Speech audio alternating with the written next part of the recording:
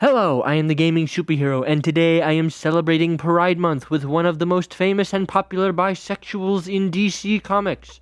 The only clown I have in the base roster. Well, the only person literally dressed as a clown. There is some total clown dressed like what in an uncreative 13-year-old would think is scary, but we are here for a real character. A woman with a PhD in a field she should really be more of a patient in. I know our education system isn't like great, but I kind of thought it was in the other direction of restricting knowledge, not so much giving PhDs to anyone who asks. But whatever, she never really gets a chance to use it before becoming an evil clown turned hero clown anyway.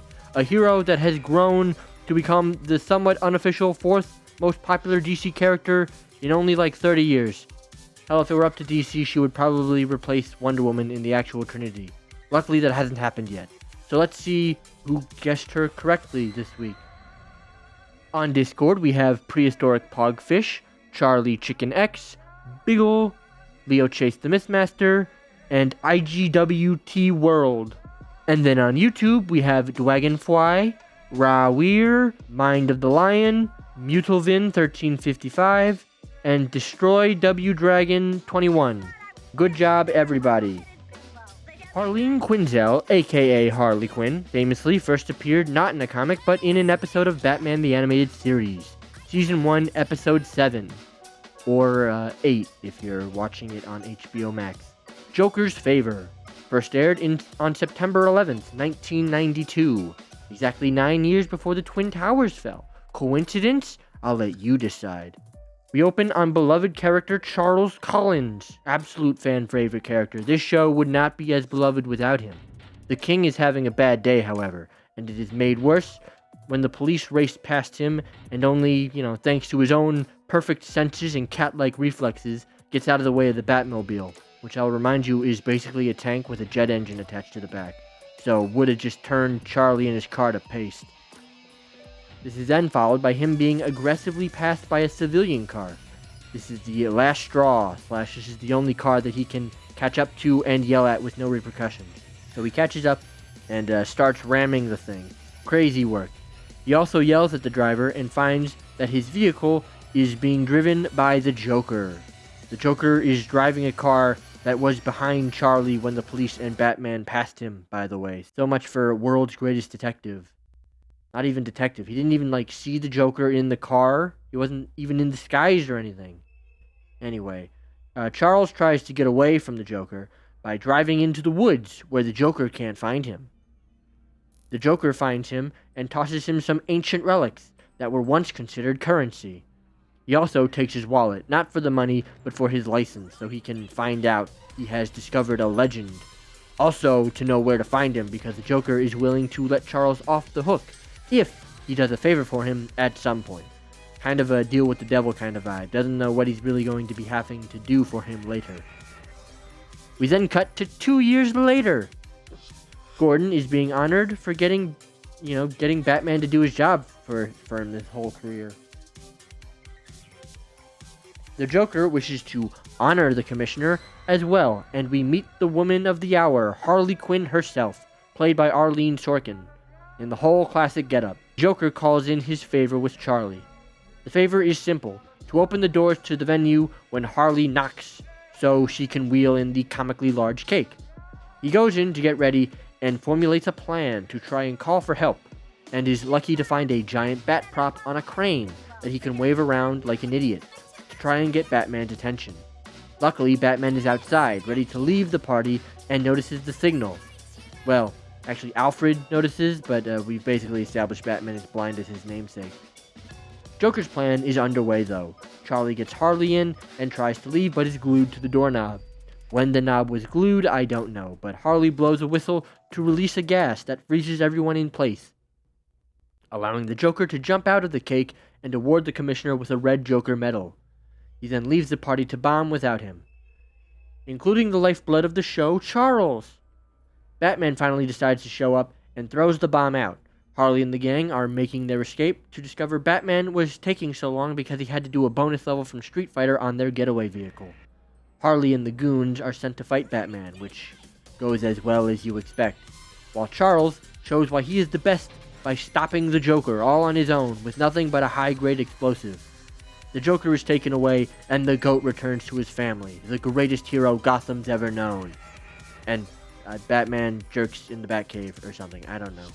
Who cares? This was a fun episode. Strange for a first appearance of Harley, because so far first appearances have either been fully focused on the new character or have just focused on the main character of the comic or show, with the new character just so happening to be in it. This is the first time the first appearance was focused on an entirely unrelated third party, while the main character and new character just so happened to be along for the ride. But a lot of what makes Harley fun is here. We don't learn much, but we don't really always need to when the hook is their fun personality. With that, we move on to the kit. I made the clown princess of crime a duelist, of course, which is pretty expected. Nothing really crazy happening here. The primary is a simple hand cannon that shoots explosives that stick to anything she hits, dealing a small amount of damage, and then when she reloads, the explosives will explode, dealing a large amount of damage, especially if they have multiple projectiles attached. I can't think of a character in a hero shooter with this mechanic in a primary fire off the top of my head. I also gave her a movement ability to quickly dash in any direction, doing a cartwheel or something that could also be ended with a high leap to be, extra evasive or reach certain high grounds, keeping her very mobile and quick. I imagine it making for a very fun character to run around with. I also gave her a melee with her baseball bat that works as a 3-hit combo, ending in her spinning like a top for a few seconds, dealing damage to any nearby enemies. This can be cancelled if you don't want to fully commit to the spinning. This would be pretty good in a big group fight. You are still capable of moving while spinning. You are not limited to staying in place. But, being able to hit multiple enemies around you for fast damage, and I can imagine the spin be doing decent damage on its own anyway, so. With that, we move on to her abilities. Ability 1 is called Party Favors. Throw a grenade that damages enemies and leaves a damaging area of effect that damages over time. This is a very simple grenade ability that will have an additional effect when used in tandem with the next ability, but we're not there yet. On its own, this ability can work to control enemy movement or just deal damage to grouped up enemies. The amount of damage it deals will actually depend on how well it blocks certain paths or keeps the enemy corralled, because if it is, very little damage, then no one is going to care if they step in it or not. So it's got to have a fair amount of damage. Ability 2 is called Fire Bombshell. Slam her mallet down into the ground, dealing damage to nearby enemies and sending a shockwave of flames that will deal minor damage to enemies and ignite the party favor damage zones, creating additional explosions that deal big damage. This rewards being mindful about where you put your party favors and when you use this ability to maximize its effects. It also adds a lot of explosive potential that you have to, give Harley. She's a very explosive-focused character. She likes her bombs. This also makes her one of the best at killing groups of enemies when they are grouped up with the insane damage output when utilized correctly. The insta-kill combo probably involves hitting an enemy with a party favor and then immediately hitting them with the bombshell while they are still in the damage area to get the combo of the initial slam damage and the following explosion damage, killing any non-tank characters. The ultimate is called Bud in Lieu, because the ultimate summons Bud in Lieu. For those of you that don't know, those are Harley's 2 hyenas. You unleash them onto the enemy, dealing large amounts of damage. They run around like any other character, so you are essentially just summoning 2 more teammates that are much simpler and only charge at enemies to kill them. They do function like actual players in having their own health bars and capture or contest points if they happen to be on them, and can be healed by supports. The being able to, capture points doesn't seem like it would really be relevant, given they do just go towards enemies, so I can't see them capping points.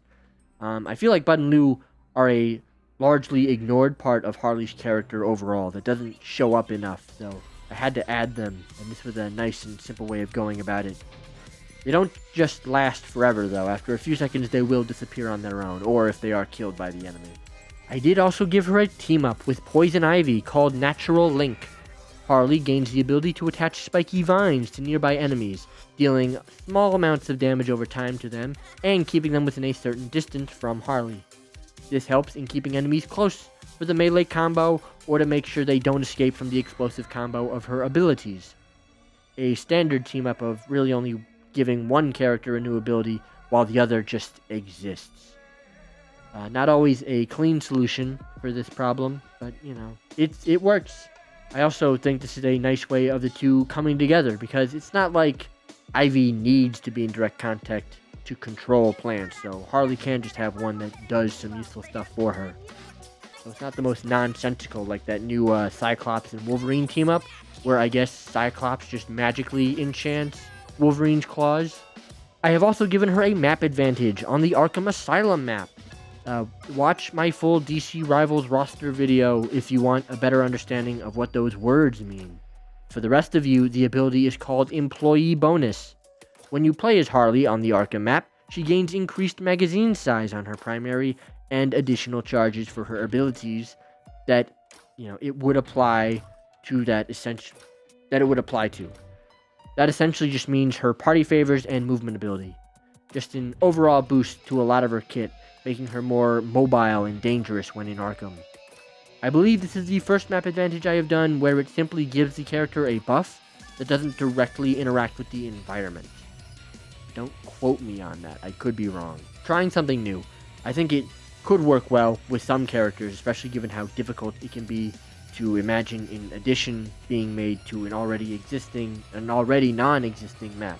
Kind of a hat on a hat in that regard.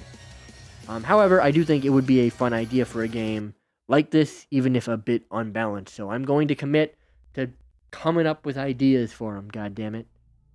That is how I would add the original Hot Clown to a DC Rivals, though. A very fun character to come up with a kit for. Nothing really complicated, but still interesting. All designed like a good joke, with proper setup and punchline between the two abilities. And the primary, as made clear by the name of it. Honestly, this kit was almost pre-made for me. Had some basics to hit. Needed explosives, obviously. She is very well known for using a big gag revolver that is, not so funny.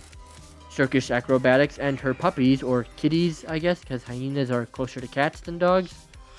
Put it all together and you basically get something very similar to this.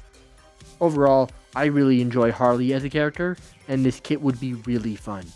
I know a lot of people are a bit sick of her, prominence in pretty much anything DC, and yeah, could probably do with some scaling back, but she is fun and brings a unique energy to the stuff she's in, especially if it's a Batman property. Not a lot of those characters have this upbeat personality. But let me know what you think of this kit, and what skins you think she should get. She is one of those characters that is truly spoiled for choice, so if you have a favorite, be sure to make your voice heard. Otherwise, it might end up a very basic list of skins you expect. Subscribe, so we take that no-good money-grubbing bats down a peg. And you're welcome for not making a clownacy joke. I don't know. It's probably not expected given how old that meme is, but still, you gotta appreciate the little things.